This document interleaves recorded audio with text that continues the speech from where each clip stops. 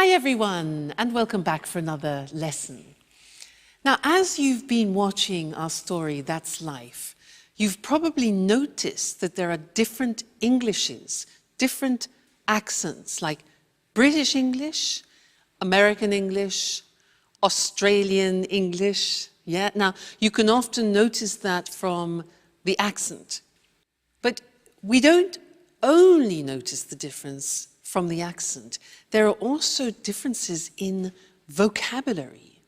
And this is something that I want to look at with you now, especially between British English and American English. So we'll look at the screen and you can see the words written, because British English and American English, when I meet, for example, an American person, I usually don't have any problems understanding. But occasionally, let me tell you this story. An American said to me once, he said, hey, do you have a moose? And I didn't know what to answer. He said, do you have a moose? Now, in the English language, a moose is either the dessert that you eat at the end of a meal, like chocolate mousse, or it's the animal with antlers that you see in Canada. So none of those things were appropriate for the situation that we were in. So I had to say, sorry, what do you mean by moose? And for him, the moose was a mattress. You know, part of the bed that you sleep on, a moose was a mattress. So I was just flabbergasted. I could never have guessed that a moose was a mattress. So let me show you or introduce you, maybe you know some of these already, especially if you watch the cinema a lot. Some of the difference in terminologies and vocabulary between American and English, all right? Now, look at the screen.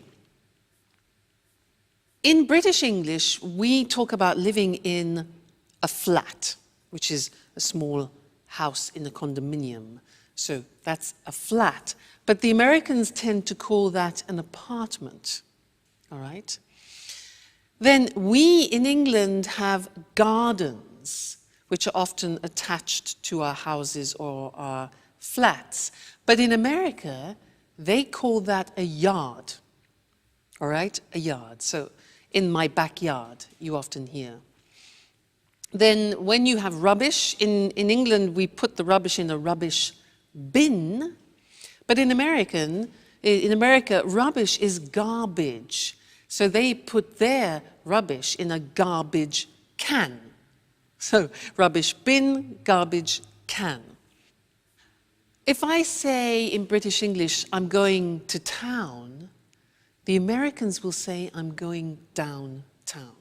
I'm going downtown.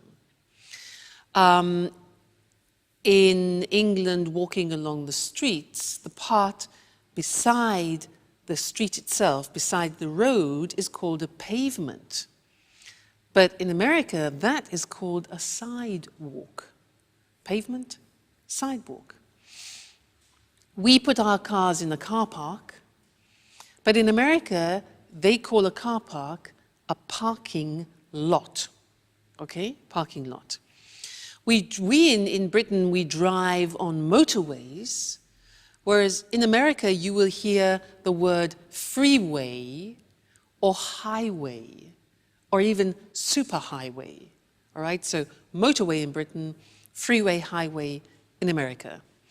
Then when all the roads come together, we call that in English a junction. But the Americans call it an intersection. Junction, intersection. When we are traveling in our cars, we go and we buy petrol. The Americans buy gas or gasoline. For us, gas is a liquid air. So gas, gasoline, in British English is petrol, okay? Then in England we go to the cinema. In America they prefer often to use movies, go to the movies. Then, for example, if you go to a theatre, and you want to go to the wardrobe, for example, and leave your coats, etc. Very often in America, that is called the closet. So wardrobe, closet. Then if you're in a restaurant, to begin with, we in England have a starter. The Americans have an appetizer. And this is very interesting.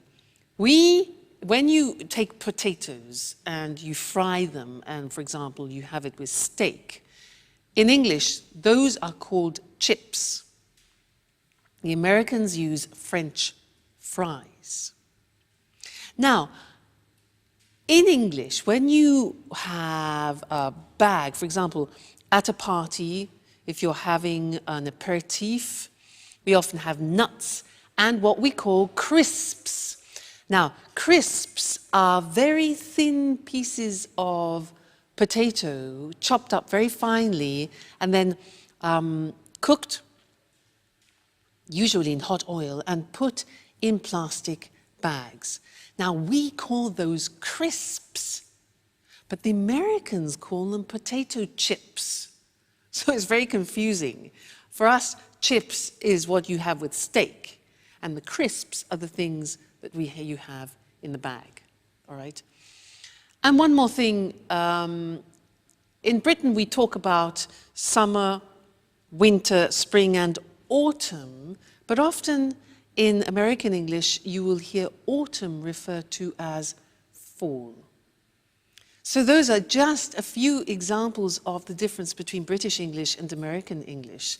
But keep noticing the differences especially when you're watching films, because it really is very interesting and it will help you in preparation for when you go to both countries. All right, so good to see you again, and I look forward to seeing you again in the next lesson. Bye.